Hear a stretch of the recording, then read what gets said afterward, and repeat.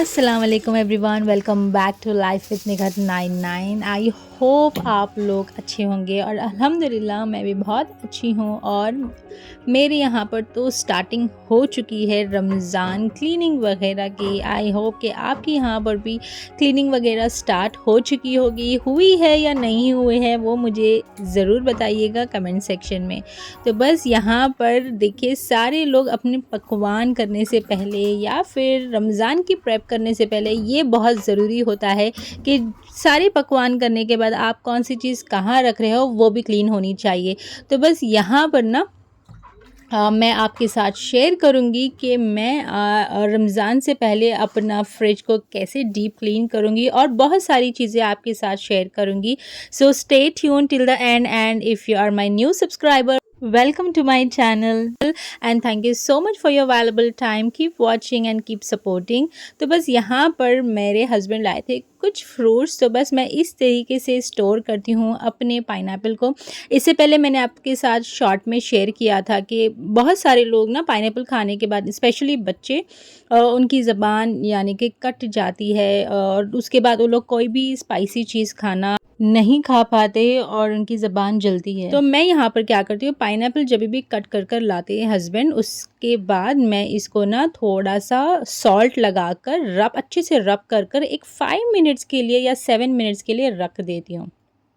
ठीक है, इससे क्या होगा, इसका जो जलन होती है ना खाने के बाद वो सारी नहीं होगी। आप लिए टिप ज़रूर ट्राई करिएगा। और 5 मिनट्स के बाद ना मैं उसको अच्छे से इस तरीके से रब कर कर वॉश कर कर और एक बार नमक लगाकर डायरेक्टली वॉश कर देंगे। यानी कि और एक दफ़ा आपको फिर से इसको 5 मिनट्स रेस्ट पे नहीं रखना है, बस वन मोर टाइम आप सॉल्ट लगाकर इसको फिर से वॉश कर कर आप चाहे तो तब का तब ही खा सकते हो या इसे स्टोर भी कर सकते हो। मोस्टली रमज़ान के टाइम पे मैं इस तरीके से वॉश कर कर मैं इसको डीप फ्रीज़ कर देती हूँ, क्योंकि मेरे यहाँ पर ना पाइनएप्पल का जूस बहुत शौक से पीते हैं, बच्चे भी पीते हैं, हस्बैंड भी पीते हैं।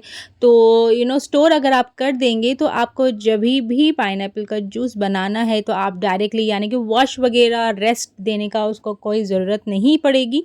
बस आप डायरेक्टली निकालिए, ग्राइंडर से अच्छे से पीस के इसका जूस एक्सट्रैक्ट कर लीजिए।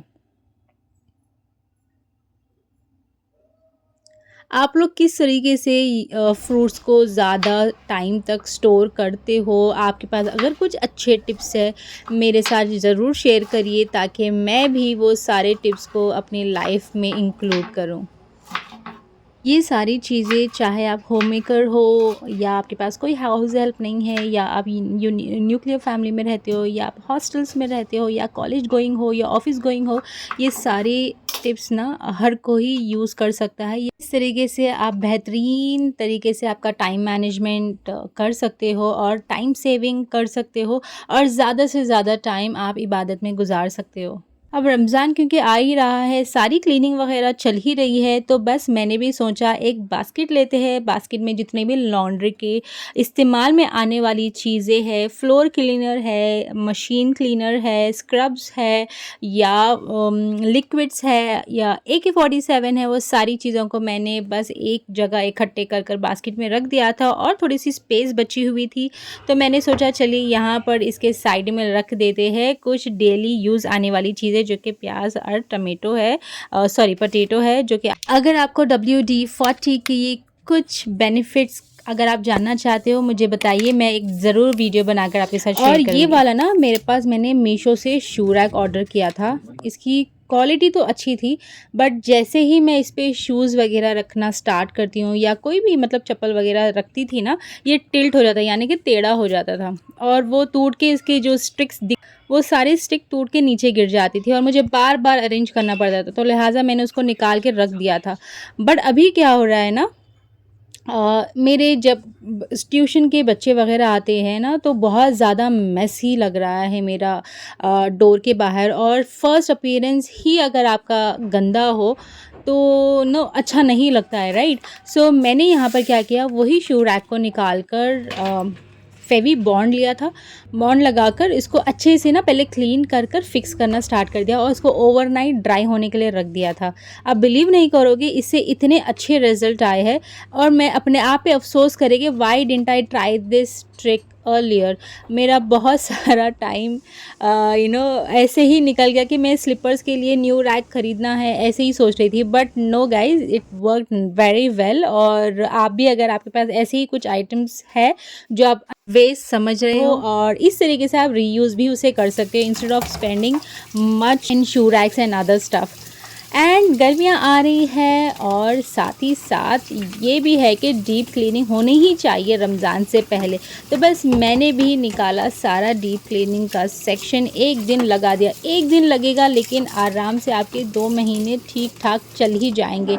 बस जब बहुत टाइम तक एसी जब आपकी ऑफ रहती है ना, उसमें बहुत ज़्यादा डस्ट एक्यूमुलेट होता है। इससे क्या होता है, आपका बिल भी बहुत ज़्यादा आता है और रूम को ठंडा करने के लिए भी बहुत टाइम लग जाता है।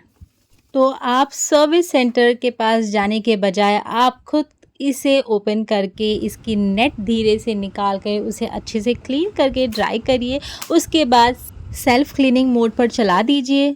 उसके बाद आप रिजल्ट देखिए, यानी कि कमरा मिनटों में आप कूल होगा और आपकी बहुत सारी बचत होगी। ये तो हो ही चुका था, अब ये कैसे क्लीन करूं, बस देखकर खौफ आ रहा था फ्रिज को मेरे। मुझे पता ही नहीं चला how could I delayed my fridge cleaning for so long. But मैं ऑन एंड ऑफ करती ही रहती हूँ, बट फिर भी इतनी ज़्यादा चीज़ें एक्यूमुलेट हो चुकी थी। बहरहाल so I ended up cleaning my fridge deeply. उससे पहले टर्न ऑफ द फ्रिज। आप गीला कोई भी चीज़ अगर इलेक्ट्रॉनिक चीज़ों पे काम कर रहे हो, मेक श्योर कि आप फ्रिज को ऑफ़ कर कर ही करें। बस यहाँ पे मैंने DIY लिक्विड बना दिया था, अच्छे से सारे फ्रिज पर स्प्रे किया। 2 to 3 मिनट्स के लिए इसको ऐसे ही रहने दिया। फिर जेंटली स्क्रब से, जो बर्तन का धोने वाला स्क्रब होता है ना, वो नया वाला लीजिए प्लीज़।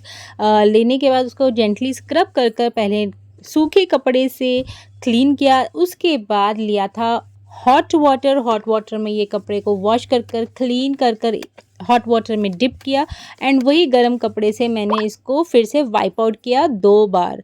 इससे क्या होगा, सारी जो गंदी स्मेल होती है ये क्लीन हो जाएगी। जो भी विनेगर का स्मेल होगा या सोडे का स्मेल होगा या थोड़े से पार्टिकल्स अगर रह जाएंगे, वो भी सारा क्लीन आउट हो जाएगा। ज़्यादा ही टाइम ले लिया था क्लीन करने का फ्रिज, जो मुझे बहुत भारी पड़ा था। अभी आपने देखा ही होगा कि कितना सारी चीज़ें मेरे फ्रिज में पड़ी हुई थी और पता नहीं, मतलब मैं हैरान थी। हालांकि मैं इतना ज़्यादा चीज़ें एक्यूमुलेट नहीं करती हूँ फ्रिज में, मैं ऑन एंड ऑफ फ्रिज को क्लीन करती ही हूँ। मुझे देख के ही खौफ आ रहा था कि मैं इसे कैसे क्लीन करूँगी। बहरहाल हिम्मत मर्दा मदद खुदा कहकर बस शुरू कर लिया था। देखते ही देखते मेरी सारी क्लीनिंग हो चुकी थी और यहाँ पर मैं लग गई थी। मैंने कुछ ऑर्डर किया था मीशो से, जो कि फ्रिज ऑर्गेनाइज़र बॉक्सेस थे। ये इतने अच्छी क्वालिटी के आए थे। मैं इसका लिंक आपको ज़रूर प्रोवाइड करूँगी, आप लोग डेफिनेटली इसे परचेज़ कर सकते हो। एंड इसमें मैंने क्या किया था, मैंने शॉर्ट्स में भी शेयर किया था। यूजुअली एक बॉक्स में आप एक सब्ज़ी रखने के बजाय वो सारी सब्ज़ी रखिए जो कि वो करी बनाते समय इस्तेमाल होगी। सिंपल, यानी कि आपको बार बार सारे बॉक्सेस लेने की, टमाटो का अलग है, ये अलग है, धनिया अलग है, मिर्ची अलग है, नहीं। इसके बजाय आप ऐसा सेट करके रख ले, यानी कि आपको जो भी सब्ज़ी बनाना है सारा एक बॉक्स उठाया, आप किचन में गए, फिर से आपको फ्रिज में आने की कोई ज़रूरत ही नहीं पड़ेगी, because everything is available right in front of you in the kitchen. So very time saving and very effective and trust me guys, अगर आप ये यूज़ करोगे ना, you will definitely feel the difference. And अगर आप ये try करें तो do let me know in the comment section. Case अगर आप लोग कंटेनर्स नहीं है आपके पास, आप कोई भी आइसक्रीम्स के लेफ्ट ओवर कंटेनर्स होते हैं आपके पास, या पुराने वाले टिफ़िन बॉक्सेस होते हैं, आप कुछ भी यूज़ कर सकते हैं। ज़रूरी नहीं कि यही बॉक्सेस हो। तो यहाँ पर मेरी सारी क्लीनिंग वगैरह हो चुकी थी। यहाँ पर मैं थोड़ा सा डंटल वगैरह भी निकाल के रख रही थी। और ये ना डोनट लाए थे हस्बैंड, तो मैंने क्या किया, उसको फेंकने के बजाय मैंने इस तरीके से इसे यूज़ कर लिया।